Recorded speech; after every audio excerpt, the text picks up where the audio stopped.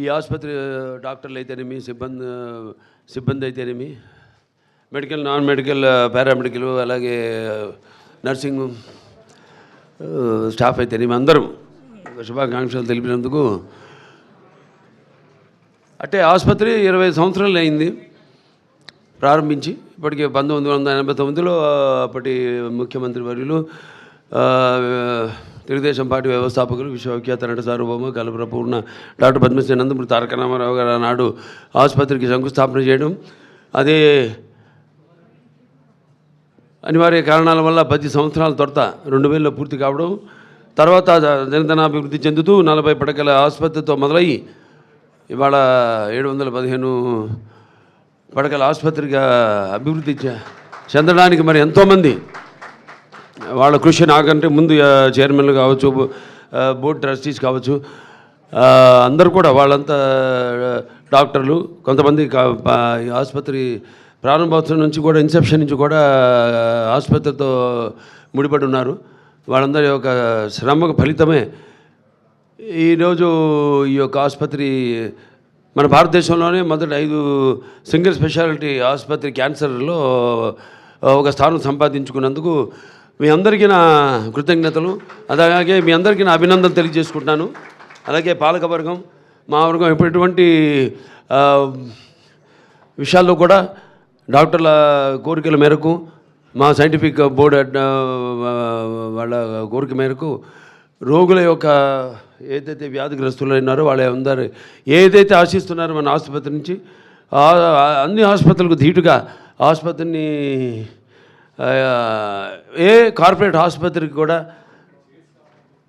తక్కువ కాకుండా అన్ని అంతర్జాతీయ ప్రమాణాలతో ఏదైతే మా అమ్మగారి కోరిక ఉందో, ఆవిడ ఆఖరి కోరిక అందరికీ వైద్యాన్ని తక్కువ ఖర్చుకు అందించాలని, అలాగే ప్రపంచ ప్రమాణాలతో ధీటుగా ఈ ఆసుపత్రి వైద్యం అందించాలి, పరికరాలతో వైద్యం అందించాలన్న ఆవిడ ఆశను నిజం చేసి వాళ్ళ ఈ ఆసుపత్రి ఇంత అభివృద్ధి చెందినందుకు, అలాగే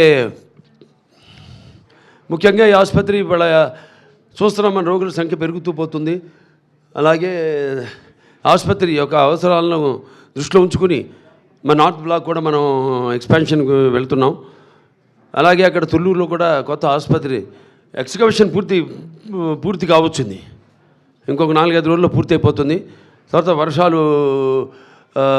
వర్షాకాలం పూర్తి కాగానే వెంటనే సివిల్ వర్క్ కూడా ప్రారంభించి ఏదైతే ఒక లక్ష్యం ముందు పెట్టుకున్నాం, మనం ఒక గురి ముందు పెట్టుకున్నామో 2028కి మొదటి ఫేజ్ పూర్తి కావాలని 650 కోట్ల రూపాయలతో అది పూర్తి అవుతుంది, తప్పకుండా అవుతుంది.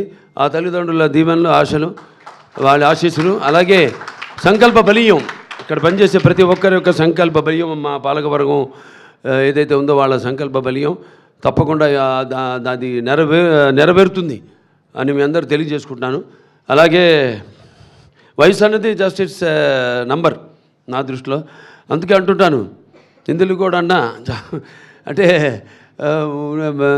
उम्र 50 पार है लेकिन शक्ल मेरी 30 की जैसी, मुझे कोई अंकल या चीचा कहा उसकी तो ऐसी की तैसी है नहीं.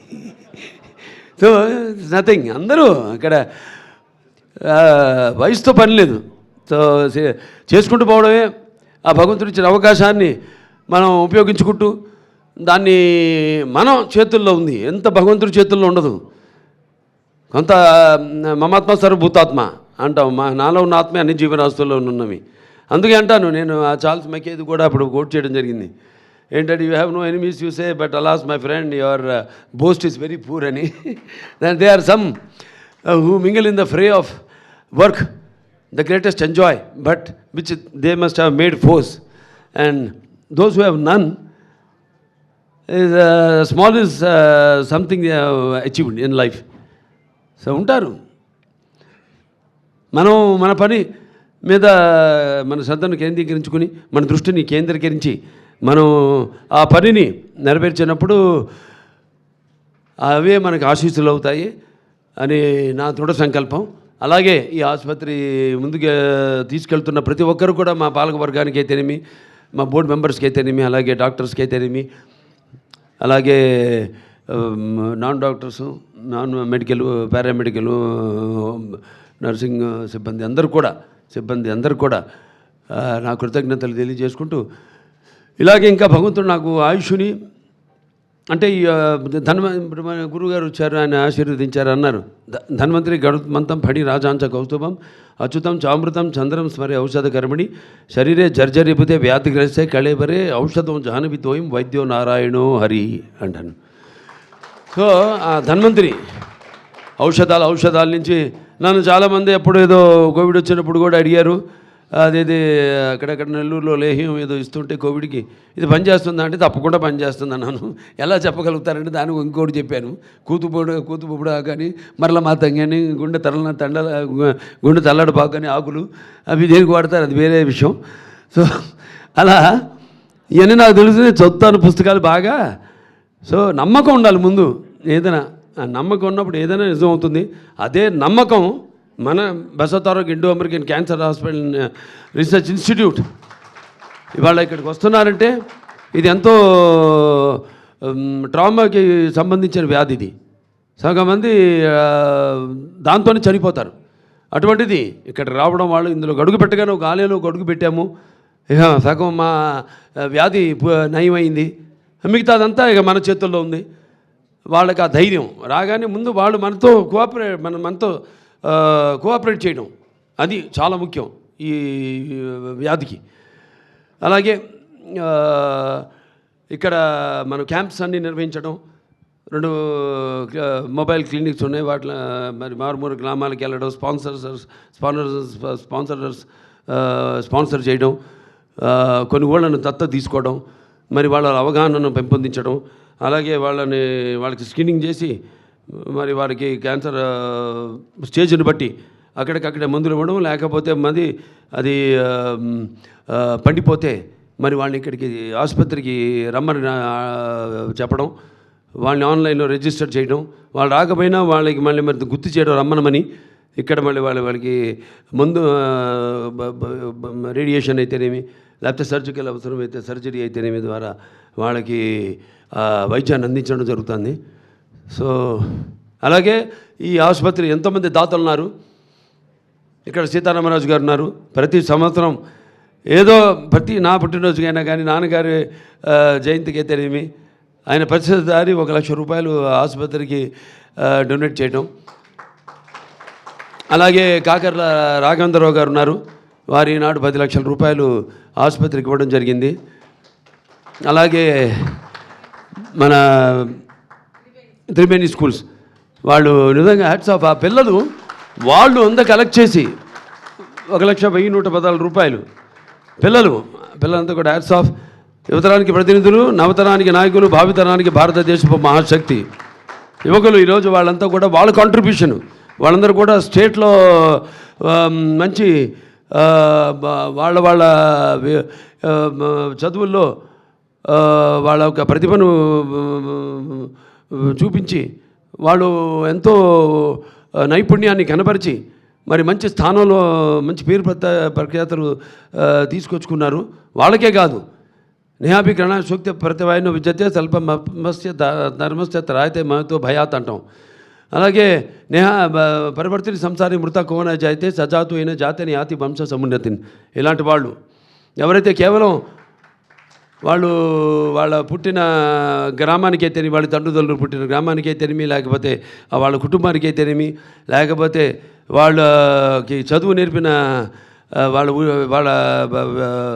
మన ఉపాధ్యాయులకి అయితేనేమి, లేకపోతే వాళ్ళ జాతికి అయితేనేమి కీర్తి ప్రతిష్టలు తీసుకొచ్చిన వాళ్ళ జన్మే పరిపూర్ణమైన జన్మ, ఒక పరిపక్వత చెందిన జన్మ అని చెప్పడానికి వాళ్ళు ఉదాహరణ. Hats off to you, salute to you.